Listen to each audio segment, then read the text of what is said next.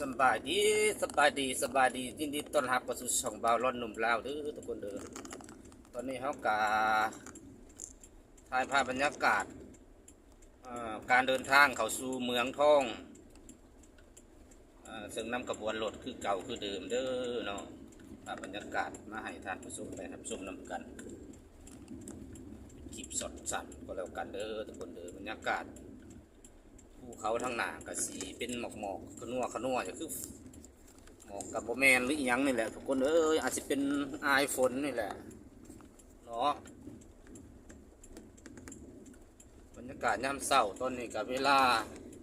7:20 นาทีแหละทุกคนเนาะภาพไกลๆก็จะเป็นภูเขาที่มีเล่หลายที่สุดในหาดเนาะทุกคนเนาะจะเป็นจุดติดตั้งของโรงงานเมืองเผาวะโรงงานเมืองทองซีปูนภาพบรรยากาศมาฝากทุกคนเด้อเนาะมีจังไรกับคอมเมนต์ตีชมมาได้เนาะอาทิตย์สั้นจัดแน่เนาะเพราะว่ารถวิ่งถนนกับขรุขระในจักหน่อยถนนในเมืองก็สีประมาณนี้เนาะทุกคนเนาะเป็นถนนลูกลังมีขาในจักน้อยนึงตอนนี้ครับสิลงสะพานแล้วนี่ลงสะพานเนี่ยมีรถสวนมารถแก่แห่ได้เนี่ยสปีดขึ้นแล้วระยะห่างก็โอเคครับ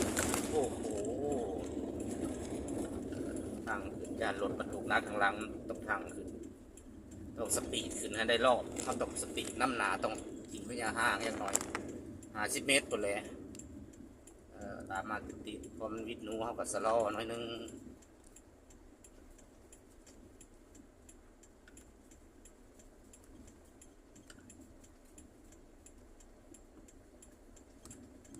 ช่วงเศร้ากระเดดทะละออกเนาะยังคืมฟ้าคืมฝนอยู่ในช่วงพายุมาทุกคนเนาะมันนี่ก็วันที่30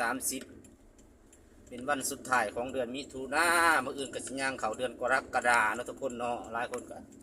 ใจจดใจจ่อเนาะสิ้นเดือนก็เหมือนสิ้นใจสิ้นเดือนก็ได้รับโบนัสได้รับเงินเดือนเนาะหลายท่านก็จดใจจ่อ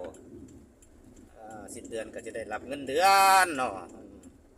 การใส่จ่ายชีวิตครอบครัวความรับผิดชอบ